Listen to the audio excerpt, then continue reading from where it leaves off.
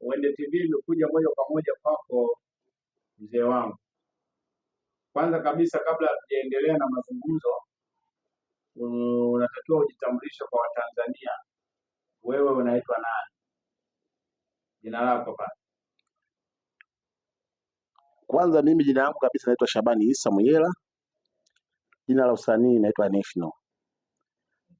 Niko huko kusini mwa Tanzania, huko kwenye kikundi moja kinaitwa Wapambanaji katika wilaya ya Tunduru. Sawa. Upo kwenye kikundi cha maigizo cha sanaa, si ndivyo? Ndio. Wewe umeigiza filamu ngapi mpaka kufikia hatua hiyo uliopo leo hii? Nimeigiza filamu kama 4 hivi. Kuna hii Mchawi Banjuri, kuna Kifo cha Dhambi, kuna Mchawi Baili, ingine kipo mchawi mwanamume baili. Sawa. Ni changamoto gani kwa umri wako unakutana nazo unapokuwa kazini? Changamoto zipo ndogo ndogo, lakini watu wengi wanasema mimi ni mzee. Mimi sio mzee.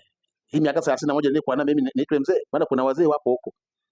Kuna kina Mzee Makunula, kina Mzee sauti ya dume, kina Mzee Jarasi wapo huko. Mimi leo nionekane mzee miaka 31? Mimi sio mzee, bado kwenye uzee sijafika, sababu kuna wazee wanatembea na mikongoja. Sawa. Unawaambiaje wa baba wa umri wako kupitia tasnia ya sanaa Tanzania? Unawapa wito gani ili wahamasike na wao kujiunga kama ambavyo upo kwenye sanaa? Mimi nafikiri wasiogope. Wasisikize maneno ya watu wengine, sanaa uoni. Sanaa ni kazi kama kazi nyingine. Unachotakiwa ni kujituma ili uendane na wakati. Sababu sanaa, kwanza unakutana na watu wengi wa aina mbalimbali. Unajuana na watu mbalimbali katika nchi hii na nje ya nchi. Sasa ukipata kama watu kama hao, Mungu kama anakunyeshea, nadhani maisha yanabadilika. Maisha yanabadilika sana. Tunashukuru kwa ushirikiano na tunakutakia kazi njema. Pambana sana katika tasnia ya sanaa. Mimi ninashukuru kwa hilo ndugu mtangazaji. Sina tatizo hilo, nitajitahidi kadri Mungu atakaponijalia kupambana ili nifike pale ninapopataka.